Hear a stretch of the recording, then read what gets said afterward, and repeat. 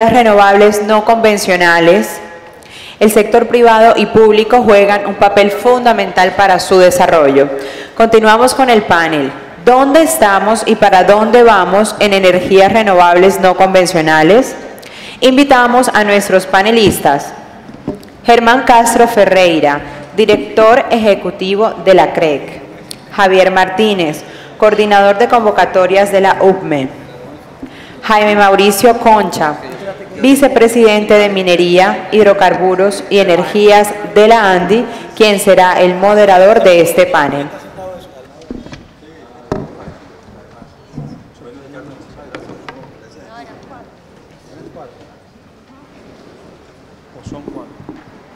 Invitamos también a este panel al doctor Alonso Cardona, viceministro de Energía.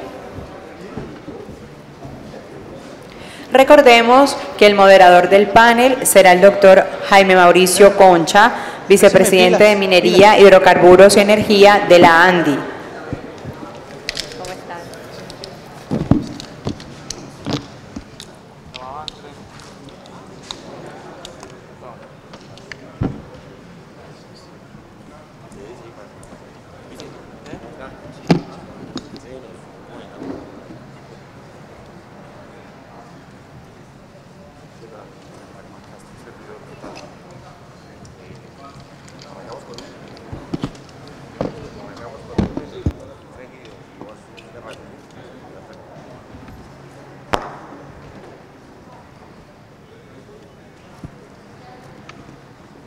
Bueno, vamos casi que cumpliendo la agenda y el tiempo.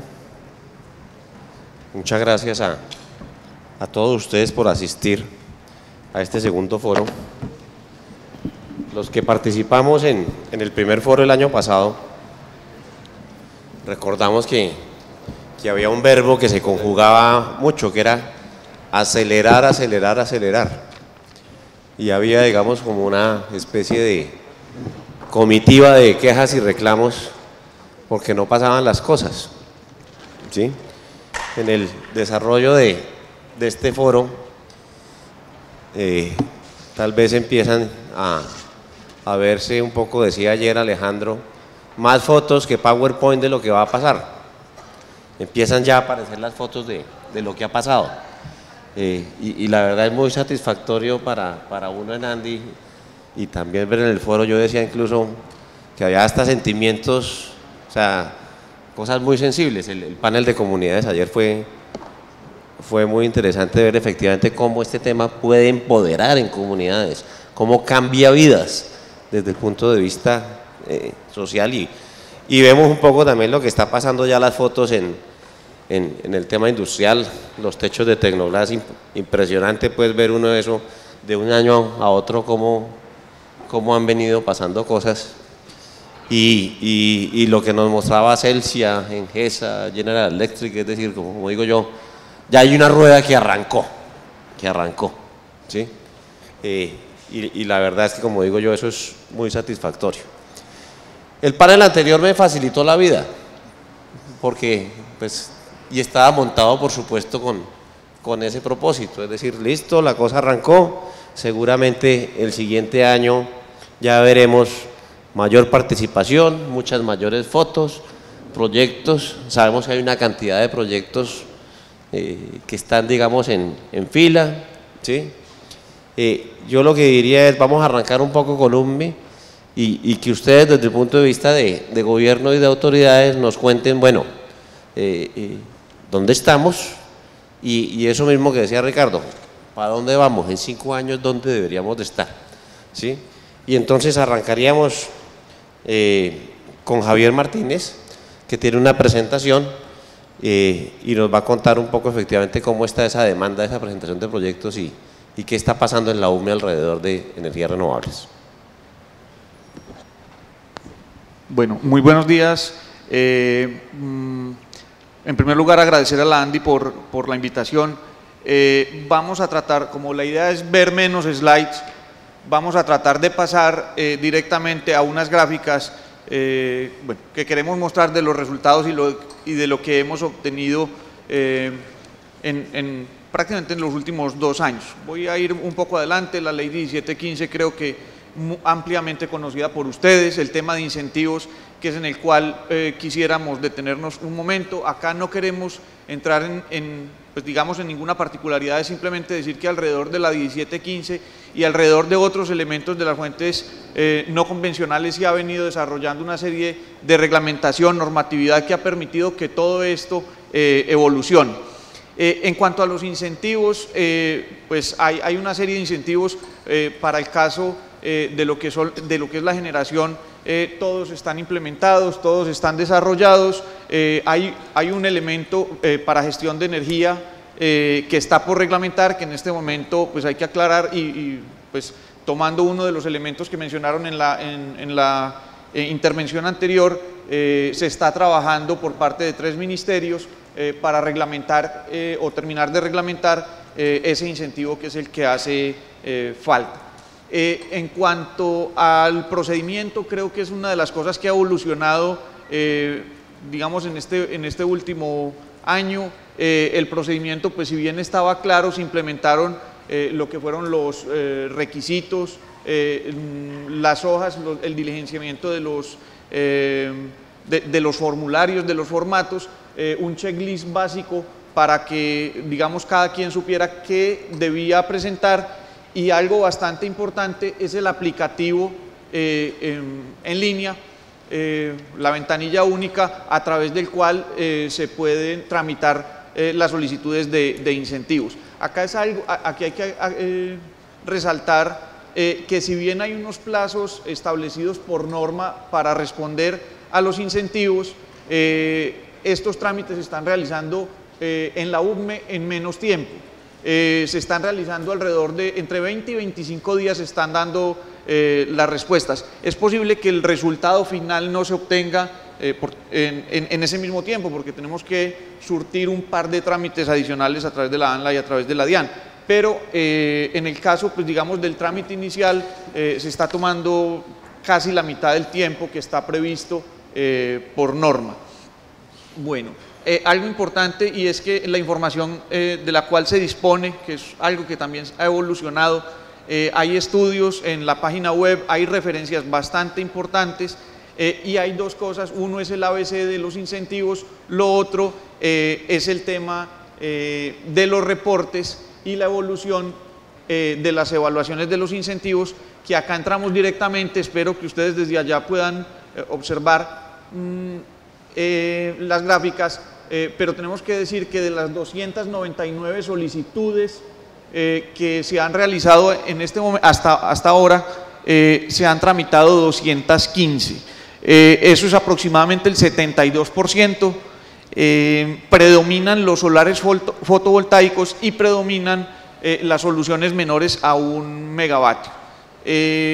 Entonces, pues consideramos que ahí se están atendiendo de forma oportuna. Algunas de estas solicitudes que están pendientes o que es porque pueden estar en trámite en este momento.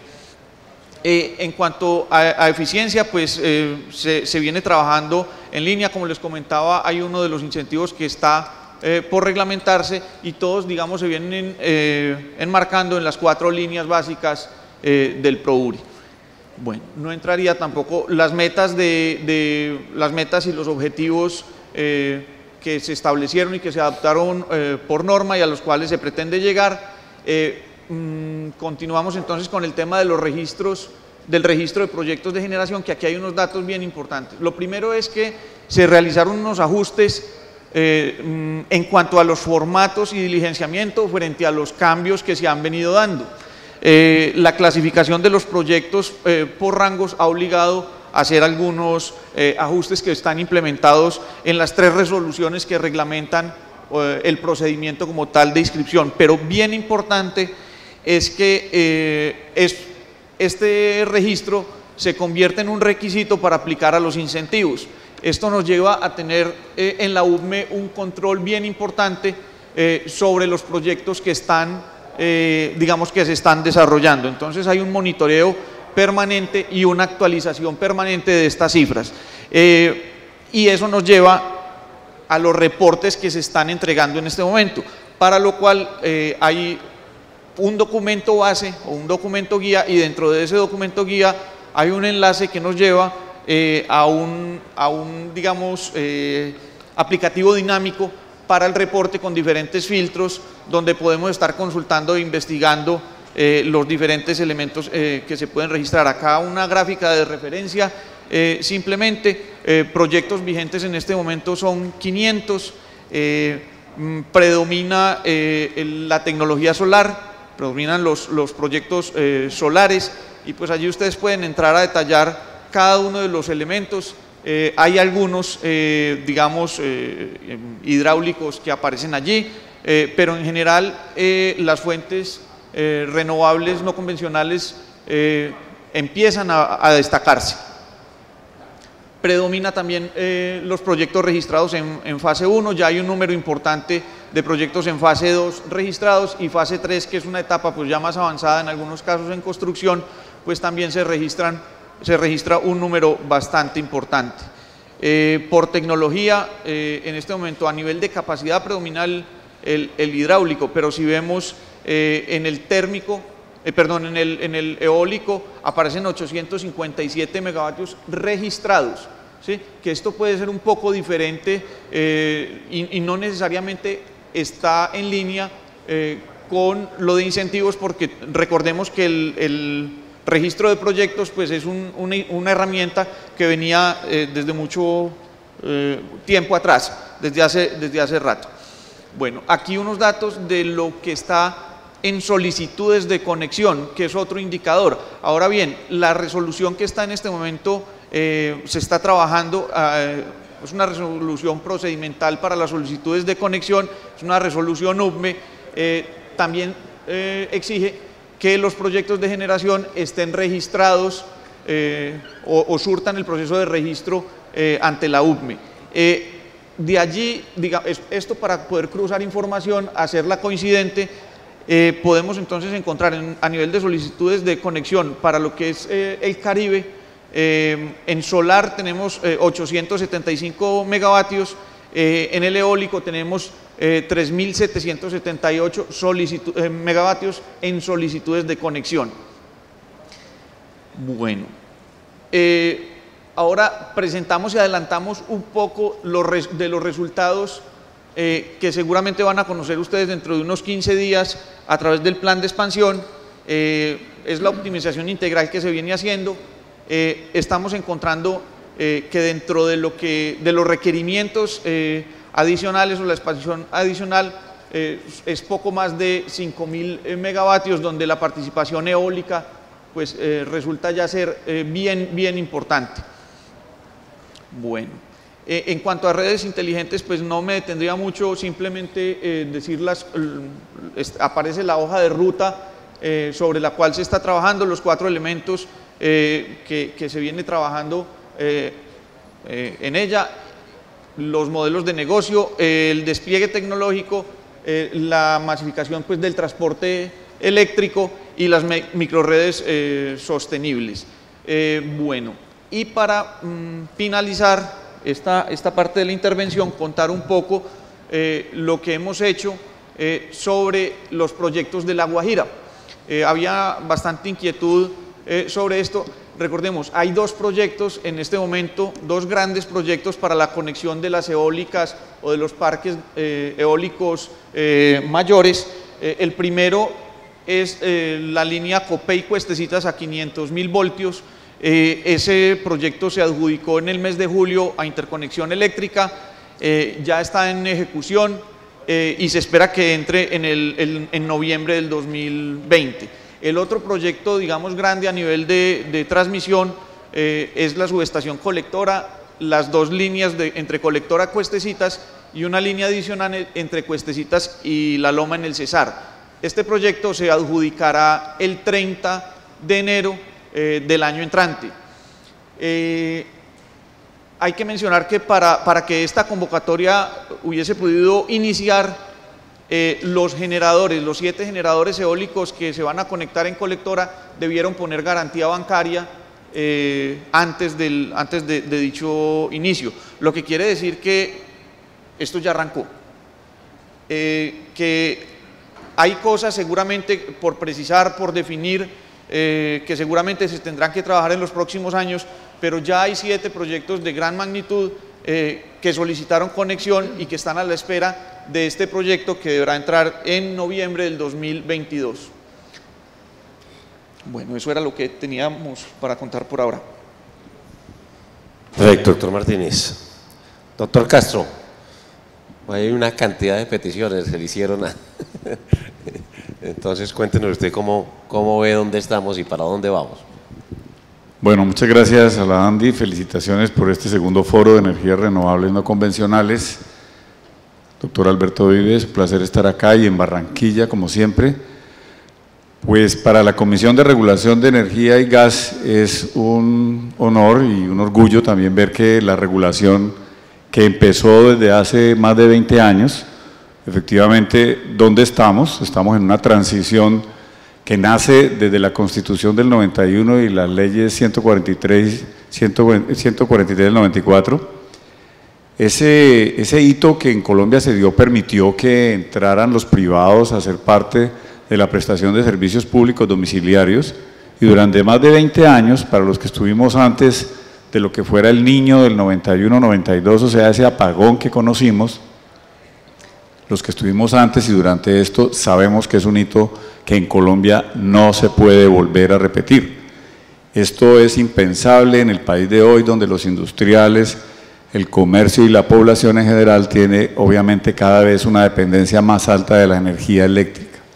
Esto ha hecho que durante estos 20 años hayamos soportado exitosamente hasta eso que llamamos crisis en el 2015-2016, donde realmente lo que tuvimos no fue una falta de energía, sino una falla en una gente en Antioquia y otra en una térmica en Barranquilla, acá cerca, pero en realidad la energía siempre estuvo y ahí fue donde nació nuevamente la oportunidad de que la demanda actuara. Pero el tema que tenemos que reconocer es que todos los agentes que están involucrados en la cadena de prestación de servicio de energía eléctrica, con todos los tipos de plantas que hay, han sido actores que en su momento le han garantizado al país el suministro de la energía eléctrica, que es un servicio que el más costoso, como siempre lo decimos, es cuando no se tiene. Permitir un apagón que interviene en varios puntos del PIB requiere el esfuerzo de todos, agentes, Estado y usuarios. A los usuarios les corresponde ser absolutamente eficientes. Uno observaba en la presentación del doctor Hernando esta mañana, cuando hablaba de la sorpresa que tiene de la producción ineficiente con cierto tipo de calderas y de industrias que todavía tienen unos procesos ineficientes y que obviamente eso lleva a altísimos consumos de energía, cuando en realidad precisamente el principal beneficio para el usuario está cuando el uso de la energía que tiene es el eficiente. Hoy en día, ese escenario de la ley 142 y 143 del 94 nos ha tenido hasta el nuevo hito que ha sido la ley 1715. ¿Por qué menciono tanto estos hitos legales? Porque la Comisión de Regulación de Energía y Gas es un regulador económico, es una organización, digamos un cuerpo colegiado que tiene la función de hacer la regulación económica y es un seguidor de política pública. Y entonces cuando hay política pública que no diferencia, por ejemplo, entre competidores, sino tiene como retos prestar servicios públicos de manera económica, eficiente, que haya abastecimiento en términos de equidad, pues obviamente que los desarrollos que han habido han tenido, por ejemplo, para el desarrollo de la generación, el cargo por confiabilidad. Y ese cargo por confiabilidad, que es una evolución del cargo por capacidad al cargo por confiabilidad, ha hecho que la energía que necesite el país esté siempre ahí. Siempre nos gustaría que fuera la más barata, pero quienes saben de mercados saben que el precio es solamente una señal del estado del abastecimiento o de la escasez que hay en un mercado de un producto. Entonces, pues ese seguidor de política hoy en día tiene la política de la 1715 y con base en eso ha venido haciendo ciertos desarrollos. Partir del cargo por confiabilidad y la energía firme, que ya tenían manera de calcularla, los eólicos, las plantas solares, la generación en general, pues obviamente a que hoy en día con la ley 1715 podamos hacer una orientación económica hacia posibles tipos de contratos de largo plazo o hasta un despacho intradiario que permita todos esos accesos, claro que lo estamos haciendo. Muestra de eso es el documento que ya está en consulta, pero la comisión es respetuosa de la legalidad y la institucionalidad en Colombia, tiene que someter a comentarios, en los comentarios intervienen los agentes entrantes, los usuarios, los gremios, las asociaciones, y entonces en esa discusión que enriquece la regulación, pues obviamente los términos del tiempo requieren que precisamente se cumplan los requisitos y a veces los tiempos se alargan.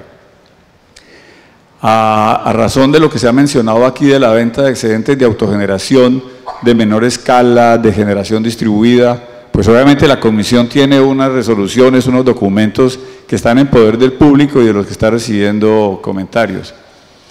A mí también me gustaría que todo el mundo quedara contento, pero resulta que cuando uno entra a un mercado, a veces tiene que pagar unos precios de acceso, a veces tiene que pagar unos costos de oportunidad. Y también cuando se quiere entrar a un mercado, no hay que pretender que se entre de una vez haciendo o recibiendo transferencias de renta de otros agentes del mercado. Entonces, temas como el respaldo, por ejemplo, no son una señal ni un incentivo o desincentivo a que no existan. Que existan hasta su punto económico, que es lo que requiere en realidad la composición económica del país, pero que precisamente hagan sostenible ese sistema que después necesitan para transar. Entonces, esta es una balanza que no tiene un punto cero de equilibrio, sino una zona en que se mueve oferta, demanda y gobierno, y donde todos tenemos que actuar, y la agenda regulatoria que tenemos está comprometida con desarrollar esos temas en este semestre. Viceministro.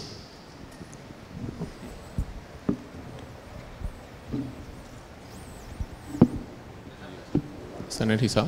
Okay. Buenas tardes.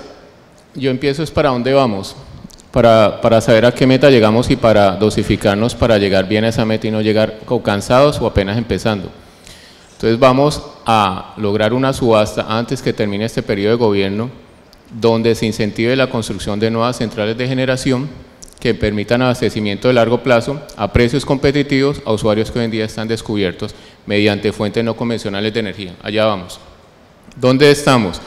Con propuestas planteadas por la CRE mediante documentos públicos que al parecer son suficientes, no parece que falte algo por tener en cuenta, que es lo más importante, y que tenemos que ir focalizando y viendo ya o empezando a descartar cuáles no nos van a llevar a la meta que nos estamos planteando.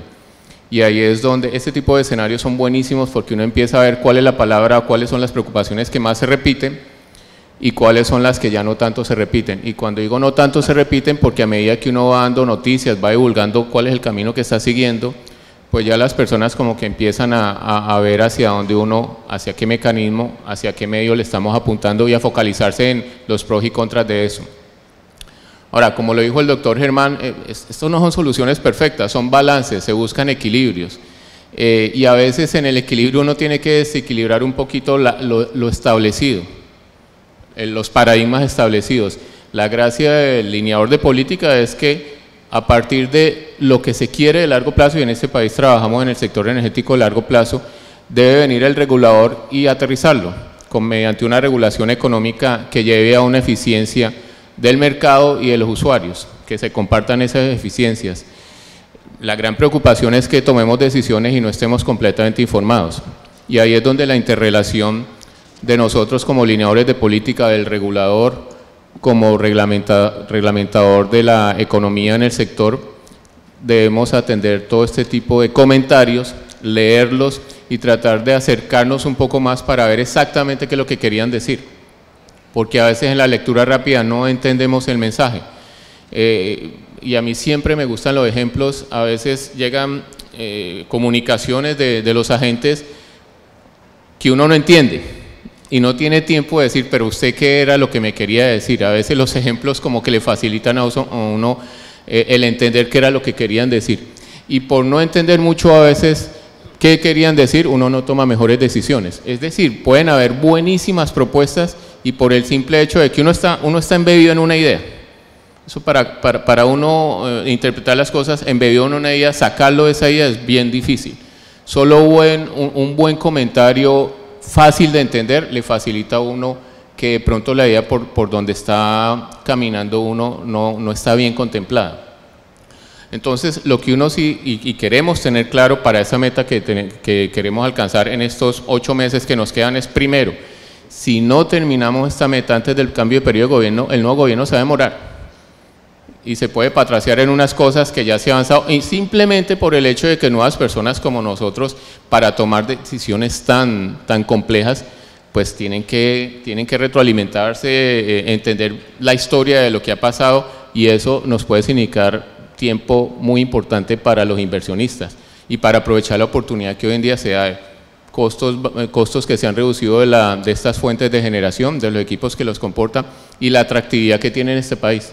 A pesar de los anuncios de prensa que critican al sector minero energético en las decisiones que se toman, evidentemente para los inversionistas es muy atractivo, por la oportunidad que ofrece recursos y por la planeación que presentamos.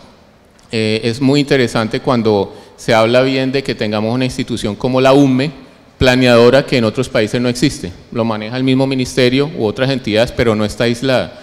Esa ventaja que tenemos de la UNME la tenemos que explotar, porque ellos sí nos integran todos nuestros recursos energéticos, nos dan una idea global de a dónde le debemos apuntar de largo plazo. El ministro ha sido insistente en que el cambio climático nos va a afectar y nos está afectando. Hace un año decíamos que había una alta probabilidad de Niño para este año, y la preocupación era el precio de escasez. Por eso nos focalizamos en precio de escasez. Al final no hubo Niño y ya se está anunciando que hay mucha más porcentaje de probabilidad de niña para el próximo año. Y así son todos los años. Cuando uno está en una empresa generadora y es miembro de junta, se da cuenta que un mes le dicen en el informe de junta una cosa y el otro mes lo cambian, y eso no lo entiende uno. Parece el precio del petróleo, nadie le pega el precio del petróleo. Pero el punto es que esa variabilidad tiene que buscar la manera nosotros de que el recurso hidroeléctrico, que tanto nos ha servido en los últimos años, siga siendo útil, pero entendiendo una complementaria de otros recursos renovables. Eso no significa que nos abandonemos a recursos energéticos no convencionales como el carbón. Pues somos ricos en carbón, tenemos que explotarlo y utilizarlo en forma de que se emita menos, pero lo que buscamos es una matriz que se complemente. Entonces la palabra clave es complementación. Cuando no tengamos un recurso, tengamos el otro. No sé si eso se refleje en un cargo de energía firme justo, no lo sabemos. Si uno ve otros esquemas de otros países, a estas fuentes no convencionales intermitentes no le reconocen firmeza. Ahora, el cargo de energía firme sirve para un cierre financiero, pero en ciertas condiciones no es el fuerte del cierre financiero. Para una planta térmica de poco despacho, seguramente es el fuerte. Para una renovable de costo marginal casi cero, seguramente no ofrece el cierre, pero sí una seguridad para donde cuando uno va a pedir prestado la plata al banquero, le reconozca que sí tiene una fuente de ingresos de largo plazo. Entonces creo que ese es, y tratando de reducir todo, estamos sembrando los cimientos de la edificación de una matriz energética más diversificada y más complementaria. Si no logramos hacer algo antes del término del periodo de gobierno, esa demora puede ser no simplemente de un mes con un nuevo gobierno, sino de muchos más meses. Si no aprovechamos el boom, la intención, las condiciones climáticas, podemos perder una gran oportunidad. Y el ministro Arce lo ha dicho, antes que termine el periodo de gobierno tenemos que hacer una subasta.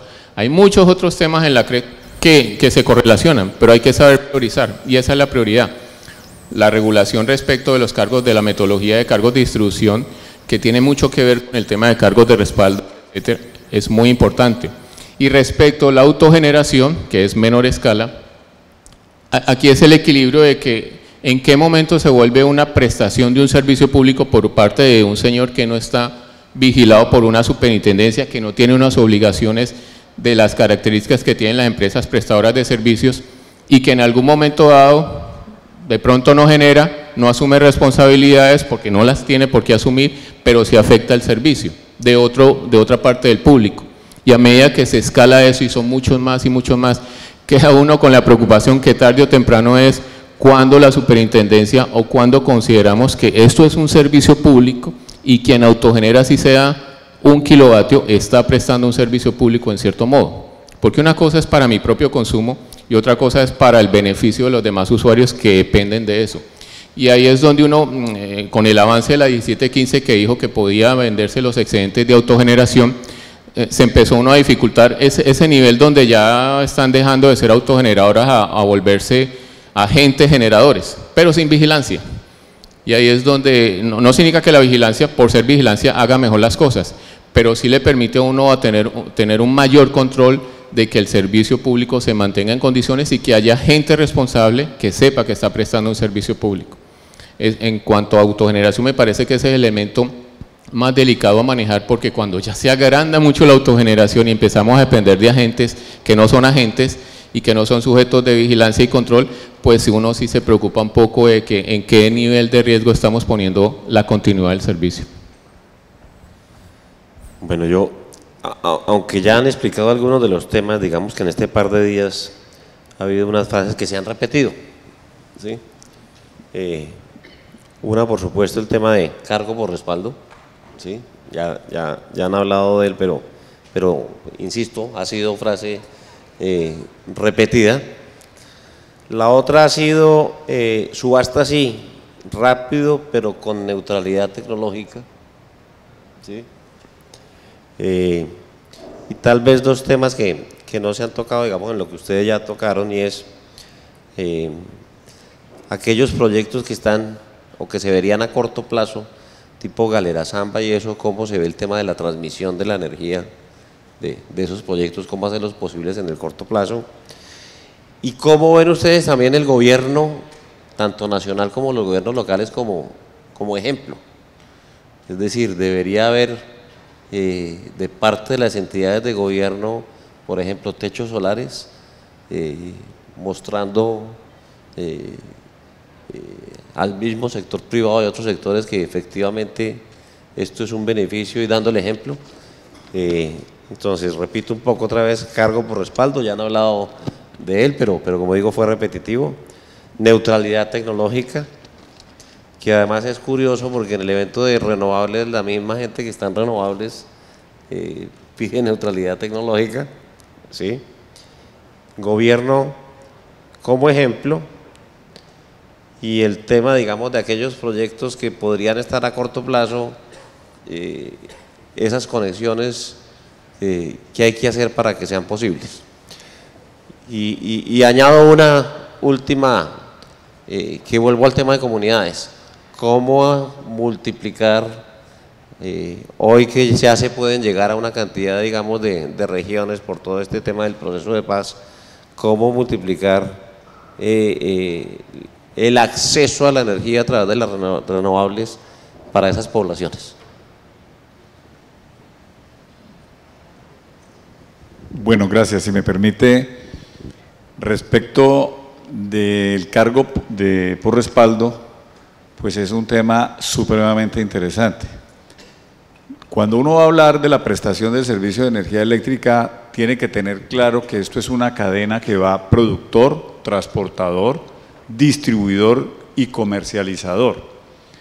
Acá lo que sucede es que el abaratamiento de las tecnologías, la masificación de la tecnología y lo modular de la nueva tecnología de producción de energía eléctrica hace que ese esquema comience a estar retado hoy en día y tenga una tendencia a tener un cambio mayúsculo, como ya se ven en algunos ejemplos, que bastaría con mirar ya temas en Estados Unidos, Hawái, algunos estados que ya han pasado por aquí, y me refiero a que eso sucede y en cualquier momento a usted le aparece una capacidad de generar en cualquiera de los puntos de transporte o distribución por cualquiera de los agentes interesados. Felicito y me parece muy importante lo que ha hecho Tecnoglass acá en Barranquilla, donde no esperó que la estuviera completamente perfecta la regulación. Tuve la oportunidad de visitar el proyecto y hay un proyecto importantísimo, modelo en Colombia de generación, de autogeneración, y apenas haya venta de excedentes, que ya está reglamentado cómo vender los excedentes desde la resolución 24 de 2015, que hace mucho rato quienes quisieron aprovecharla ya lo están haciendo. Otros se quedan esperando a que le den la regulación perfecta, que nunca va a existir porque el mundo cambia todos los días, y es difícil que la regulación supere a la tecnología o al mercado mismo. Entonces, refiriéndome a esto, en una transición como hay, los agentes tradicionales que hay hoy tienen que acostumbrarse a que si hay venta de excedentes, hoy en día Colombia tiene 12,5 millones de usuarios, entonces a cualquier momento 400.000 de esos usuarios dicen yo autogenero y yo vendo en el nivel de tensión de 110 voltios, de 220, de 13.200, de 34.500, y los señores distribuidores van a tener que correr, si quieren tener una permanencia en el mercado, a tener unas redes eficientes que les permitan entonces ser una plataforma, o a pensar si ponen la red y que otro la administre, porque así se da también la posibilidad de desarrollo. Yo pongo la red y que otro la administre. ¿Por qué digo todo esto? Pues que obviamente esa red se necesita para que si yo voy a autogenerar y voy a vender, que eso es un hito de la ley 1715, que los autogeneradores pudieran vender, porque antes de esa ley no se permitía sino a los cogeneradores hacerlo. Entonces ahora en este hito 12,5 millones de usuarios pueden salir a pensar en negocios, cada cual hace su evaluación económica, pero el mercado va a requerir de una plataforma física de transacciones, y si esa plataforma física de transacciones desaparece, o los últimos que nos quedemos en la red y no autogeneremos, tenemos que pagar todo ese sistema de distribución, pues no creo que estemos en capacidad y ese sistema desaparecerá per se. Si la necesitamos, hay que irla pagando, y no podemos permitir que el que se retire y autogenere realmente no tenga ninguna responsabilidad sobre una red que tiene que seguir existiendo y que si no la tiene que pagar el resto de la demanda. Encontrar ese pricing, o sea, ese modelo tan exacto que deje feliz a todo el mundo en esa transición, es difícil, porque hay unos que dicen, quítemelo, yo no quiero pagar nada de eso. Si yo fuera la demanda, que alguien tiene que entrar a hablar por la demanda, yo diría, ¿y por qué yo tengo que favorecer que su negocio cierre? ¿Por qué no lo mira usted a ver si con las señales que hay le cierra? Es un balance. Entonces, el cargo de respaldo es sí en sí una dificultad para todos, pero que efectivamente cierra con un balance donde sea efectivamente eficiente para todos, no que sea solamente para transferencias de rentas de un sector a otro. Cuando se mencionan las subastas con neutralidad tecnológica, yo he escuchado con detenimiento hablar al gremio, al nuevo gremio de las energías renovables, y los he oído mencionar esto, y que me parece muy sensato, y uno lo observa que en el mundo los costos, si esto hubiera entrado hace 10 años, uno diría efectivamente altera las tarifas. Si usted me dice que si hoy en día es importante que las subastas entren con neutralidad, yo veo a quienes saben del tema diciendo no me dé nada, solamente póngame condiciones económicas de cómo contratar, que yo me encargo con eso de salirlo. Eso está estudiándose en la CREG, y en la agenda está posiblemente para el primer semestre del año entrante la posibilidad de tener una propuesta de contrato de largo plazo, un despacho intradiario para que pueda precisamente hacerse el ajuste diario y no tengan problemas con las desviaciones. Pero además también se mencionó esta mañana que el sistema de distribución, que me parece que hay que conservarlo, porque con mucha razón aquí se dijo, como si se analiza la resolución 121 de 2017 que está en comentarios, en esa resolución se habla de que las baterías de almacenamiento para los cargos para que los autogeneradores que vendan excedentes puedan tener sus créditos de energía, ese almacenador es el sistema de distribución. Y si ese sistema de distribución no funciona, le van a aparecer las microgrids o microredes locales con sistemas de comunicación y tecnología que van a comenzar a independizarse de esos sectores, de esa red. Hoy en día lo que hay que hacer es que la torta es muy chiquita, hay que agrandarla para que haya más facilidades de participar en esa torta, pero los renovables ya tienen costos que los hacen absolutamente competitivos universalmente. Entonces yo pienso que con lo que estamos proponiendo y lo que está saliendo en la regulación, pues que obviamente es para comentarios de todo y poder enriquecerlo, en este momento se están recogiendo esos temas.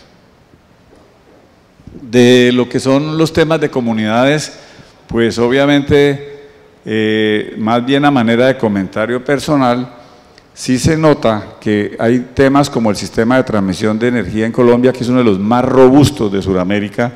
Hay que tener en cuenta que ese desarrollo se ha dado porque las condiciones regulatorias así lo han permitido, y las señales económicas, tan pronto esté listo el colector, la comisión estará presta a darle su cargo precisamente que le asegura un contrato regulatorio de largo plazo. Pero además de esto, en Colombia se tiene que pensar que temas como estos que son tipo estampilla, pues obviamente lo que sucede en alguna parte se riega en todo el país y eso hace que costos adicionales que se agreguen en una región de una línea le impacten a todo el país. Entonces, habría que pensar, hayan habido propuestas de si efectivamente Colombia debería volver a los cargos nodales, o sea, cargos por regiones, para que precisamente las regiones que pidan los nuevos valores y los nuevos acomodaciones sean quien las costeen precisamente para que regiones que no están en esa afectación no tengan por qué pagarlas. Pero es una discusión que está en este momento y sí preocupa bastante los sobrecostos que tienen los diferentes proyectos o proyectos que mueren, como pasó con un proyecto recientemente, Porce 4, que precisamente tuvo que cerrarse porque no se logró cumplir con necesidades de las comunidades. Este balance es muy complicado.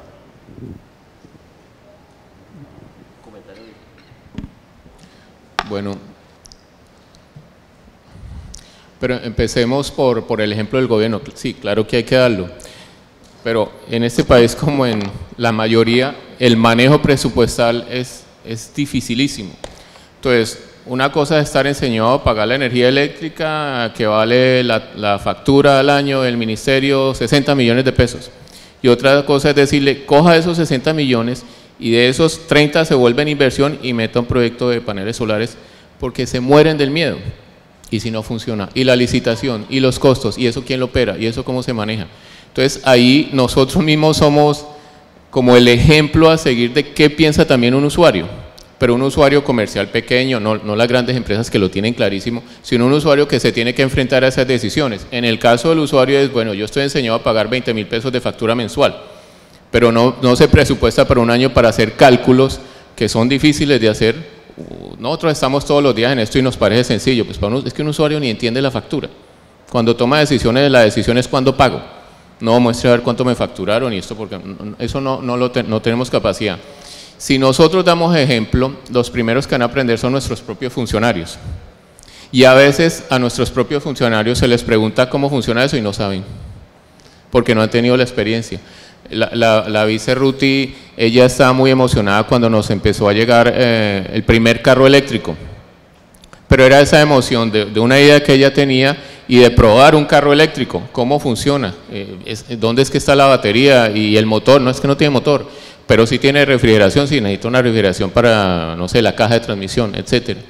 Y esa emoción es también porque ella empieza a entender cómo funciona y le da capacidad de diseminar esa información. Por tanto, el ejemplo es fundamental. Pero el manejo presupuestal, de explicarle a quien maneja la plata, vamos a pasar de gastos de mantenimiento a recursos de inversión, es complejo. Porque entonces empieza marco fiscal de mediano plazo, quién va a ejecutar el proyecto, Colombia compra eficiente, allá luego quién es el que va a administrar ese recurso, Codensa es el que lo hace, todo eso lo complica. Entonces sí hay que hacer ejemplos, pero es difícil. Y ahí me voy al tema de rápido pero neutral, ¿no? Ojalá hiciéramos todo rápido si fuéramos los únicos que intervenimos. Pero cada resolución que sale a la CREC, cada documento, acto administrativo que sacamos pasa comentarios. Y luego viene y uno ajusta y de nuevo comentarios, lo cual es válido, pero entonces tenemos un compromiso entre demasiados comentarios y se no saca nada. Y al final, pues no todos les puedo dar gusto. Propongo una solución y al que ya tenía balanceado, contento con la primera propuesta, lo desbalanceo. Y él es el que luego me va a protestar de que, oiga, usted cambió eso no conviene por esto, con buenas razones. Entonces, la rapidez también depende de que, y los mismos agentes de mercado nos proponen, tómense más tiempo para tomar la decisión, nosotros les colaboramos para más estudios y fortalecer lo que ustedes han manejado. Así que de nuevo, son los dos lados de la ecuación. Hay unos agentes que le interesa que se tome más tiempo para tomar decisiones de largo plazo y hay otros que no. Los que están establecidos saben que la decisión se tiene que tomar con mucha calma y mucho antecedente.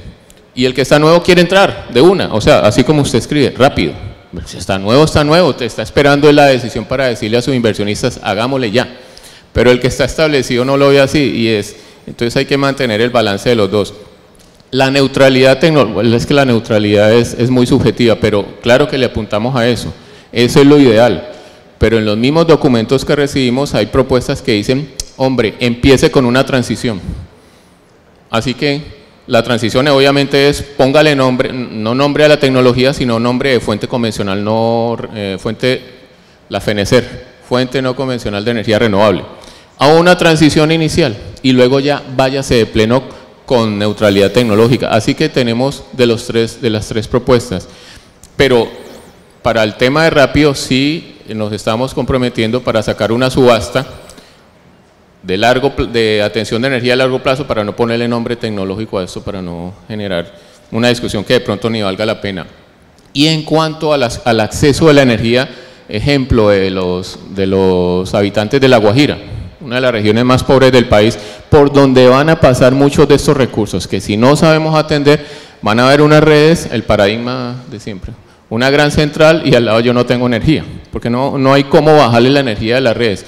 Sí estamos pensando en eso, estamos con la ayuda del Banco Mundial y una firma americana, revisando en La Guajira cómo, primero, establecer un plan de energización rural, full energización, o sea, energización total, y segundo, implementarlo para luego replicarlo en el resto del país. Por obvias razones hay muchos sitios donde no ha llegado la institucionalidad y tenemos que llegar prontamente, pero con soluciones sostenibles, y ahí es donde empieza uno cuál es el nivel de energización deseado. Entonces el reto para nosotros hay unos proyectos que nos llegan para instalar, por ejemplo, paneles solares de capacidad 1 kilovatio pico, y hay otro que llega a 110 vatio pico, y no tenemos uniformado cuál es el primer nivel de energización para estas personas, que inicialmente la energía la utilizan para comunicaciones, pues radio, y para iluminación, para nada más. Entonces nosotros a veces nos proponemos unos proyectos que salen costosísimos, que no le llegan a los usuarios, porque le apuntamos a que todo el mundo tiene derecho a las 24 horas de energía para atender cualquier necesidad energética, sea un aire acondicionado o sea un simple radio. Y ahí es lo que en el tema de energización rural y acceso a la energía de estas comunidades tenemos que apuntarle bien. Al final el último nivel de calidad de energía es el internet, es la electrónica de los equipos, porque es la que nos comunica con el mundo exterior. Ese es el último nivel que uno aspira a completar, no con un panel fotovoltaico para el usuario residencial, sino con una red de interconexión. En La Guajira ese es nuestro objetivo, para que no tengamos el paradigma de que las personas que viven en la zona donde van a estar estas soluciones instaladas no tengan acceso a la energía y generemos un problema social gravísimo. Perfecto, vamos a dar 2 preguntitas al público, si alguien está interesado. Tú ibas a comentar algo. Solamente señalar 2 cosas cortas. Lo primero es en el tema del respaldo, más allá de las condiciones, o más bien de la mano de las condiciones técnicas y económicas que pues, este elemento trae, viene la planeación. Entonces, esto es un reto bastante importante, tanto para los operadores de red como para la misma UME. Es algo que se nos viene, pues, y tenemos que saber atenderlo, analizarlo y responder sobre ello. Eso es lo primero. Lo segundo es respecto a los proyectos de Galera Zamba y Malambo. Los 2 proyectos están registrados, o sea, están inscritos en el registro de proyectos de generación de la UME, todavía no tienen solicitud de conexión oficial ante la UME. Es posible que la deban estar tramitando con el operador de red, pero más allá de la particularidad de los proyectos hay que señalar que en este momento se está trabajando una resolución que reglamenta el procedimiento de conexión de los proyectos de generación, en general de los proyectos no solo de generación, de demanda, las solicitudes regulares de los operadores de red y otro tipo de necesidades. Y allí se está clasificando dependiendo del tamaño de los proyectos, de tal forma que los proyectos, pues digamos, pequeños, de menor escala, puedan surtir un trámite mucho más sencillo, no requieren, digamos, tantos análisis o por lo menos tan detallados como si lo requeriría una central mediana o mayor. La idea pues es facilitar todo este trámite para que puedan salir adelante pronto. Lo otro es tener claro cuáles son las redes vecinas que están. porque pues no podemos desconocer que en algunos lugares estos proyectos se pueden estar conectando o pueden estar quedando ubicados cerca de redes existentes y tendremos que saber cómo atenderlo, pero en los casos en que no están cerca las redes existentes, el reto es mayor porque generalmente se requieren redes de mayor longitud, de mayor costo, pues y esto en algunos casos afecta directamente el CAPEX de estos proyectos. Perfecto, muchas gracias. ¿Preguntas del público?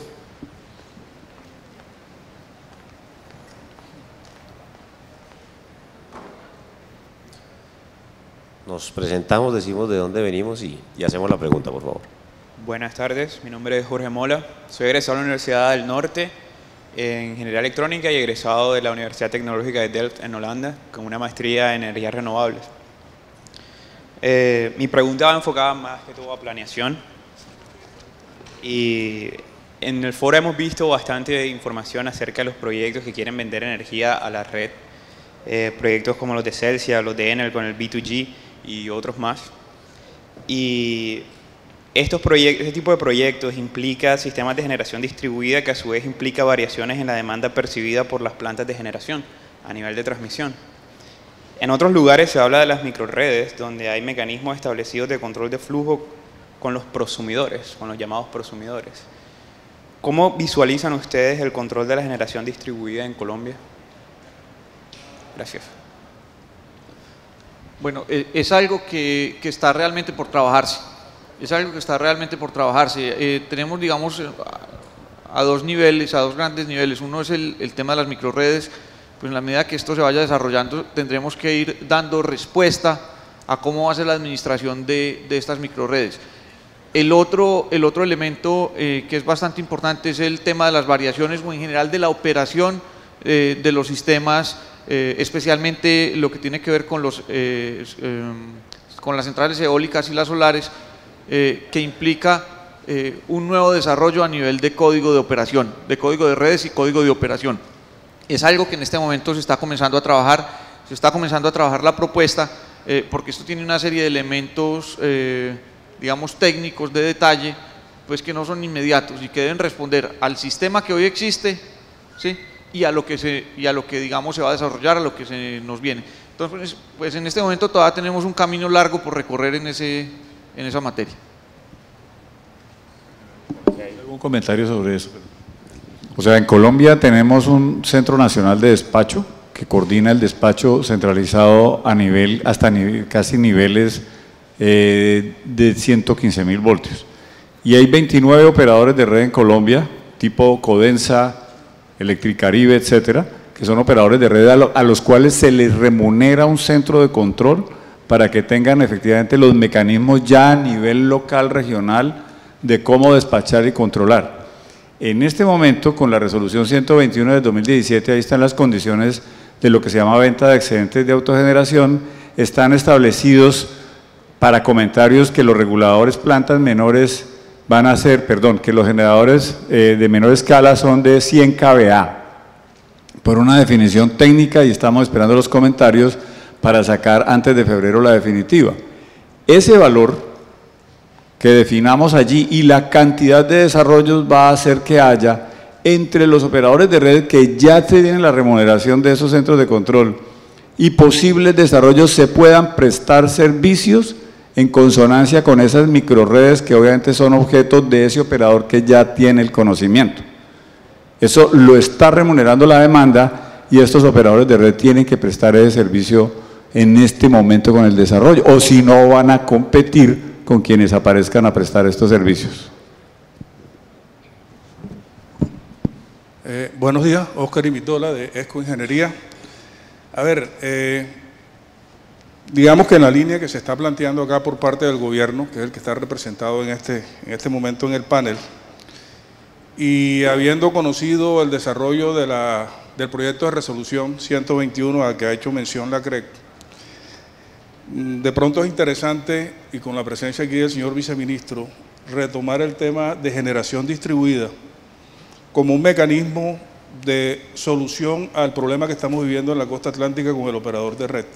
O sea, para nadie es un secreto lo que está pasando con Electricaribe, la no definición de un nuevo operador, aunque se habla por ahí de que hay algunas conversaciones en desarrollo. De todas maneras, eso va a tomar un tiempo. En un evento que la CREC ha venido desarrollando a nivel nacional, tuvimos la oportunidad hace un mes largo con el doctor Germán de conocer los avances de este proyecto de resolución, las bondades y los estímulos que se dan tanto para la autogeneración como para la generación distribuida. Sin embargo, y creo que el motivo es, o la idea es dejar la inquietud, o reiterarla más bien, la generación distribuida puede ser una solución interesante ante la no inversión por parte del operador de red. Es decir, como no tengo forma de transportar la energía y los problemas de calidad básicamente se derivan de ahí, porque aquí el problema de generación-transmisión está resuelto y bien resuelto, entonces para mejorar ese tema de distribución, la generación distribuida, es decir, colocar plantas, y en este caso pues a partir de renovables, cerca de los puntos de mayor consumo, y conociendo la situación de sobrecarga de la mayoría de los circuitos Electricaribe, puede ser quizás una solución, como digo, de corto plazo y con mucho acierto. Sin embargo, y ahí viene el comentario, cuando uno estudia la resolución, hay una serie de estímulos para la autogeneración que no se trasladan, por lo menos en el proyecto, a la generación distribuida. Y que quienes hemos estado de alguna manera haciendo números, pensamos que sería una forma de incentivar, valga la repetición, el hecho de desarrollar proyectos de generación distribuida que permitan contribuir a la solución de ese problema. Entonces, reitero la inquietud y la solicitud ya planteada en el sentido de si se está pensando en revisar, por lo menos a nivel de reducción de pérdidas y de otros elementos, el tema con la generación distribuida. Bueno, gracias Oscar por la pregunta. El tema es que esa resolución está en comentarios, el valor no se ha definido, precisamente lo que se está abriendo es un espacio en el cual la comisión tiene que ser prudente de que si bien hasta ahora, pues obviamente quisiéramos que tener un servicio más eficiente y más económico en todo el país, por lo menos lo que está funciona demostradamente, y la transición tiene que permitir que siga funcionando, que haya confiabilidad y que se pueda garantizar el abastecimiento. Solamente le puedo comentar que en la experiencia internacional que hemos estudiado, pues obviamente uno encuentra que la relación entre las redes de distribución y la venta de excedentes de autogeneración y generación distribuida es una relación que se puede volver una relación que puede tener diferentes elementos. Ambas son causa y ambas son consecuencia. Cuando la red de energía no presta el adecuado servicio y es muy costosa, efectivamente el usuario comienza a buscar otra solución y aparece la autogeneración. Y si se va más gente de la red se vuelve más costosa y los que se quedan comienzan a buscar cómo irse para no seguir pagando tanto y entonces la red no va a tener con qué ser remunerada y los que se quedan comienzan a vivir lo que se llama el espiral de la muerte en los estudios de las universidades americanas, que es precisamente comenzar a abandonar la red y volviéndola cada vez más ineficiente. Ese balance, digamos, de lo que requiere un sistema es cuando el operador interactúa con esa autogeneración y con esa venta de excedentes, tiene que ser competencia para ellos, precisamente para que el servicio que les presta no los motive precisamente a buscar soluciones particulares. Pero eso realmente es una decisión que, como lo ve la comisión, es una resolución económica, porque yo no le puedo decir a nadie que vaya y no compre un panel y lo ponga encima de la casa, y si le sale más eficiente hacerlo así, eso en Colombia no se puede evitar. ¿Me explico? O sea, seguramente son complementos, pero lo que está hoy en tecnología permite hacer cualquier cosa con la generación de energía. Los invito a que consulten en este momento en Aberdeen, Escocia, en el mar al norte de Escocia se está generando un parque eólico flotante de 30 megavatios que ya empezó a funcionar. Parque eólico flotante de 30 megavatios. Entonces, con cables aislados submarinos que llevan a un concentrador. O sea, la tecnología y la ingeniería ya está. El tema es quién paga y cuál es la disposición a pagar de cada uno en ese tipo de mercados. Bueno, siendo ya el tiempo, les agradezco un aplauso para nuestros panelistas. Muchas gracias.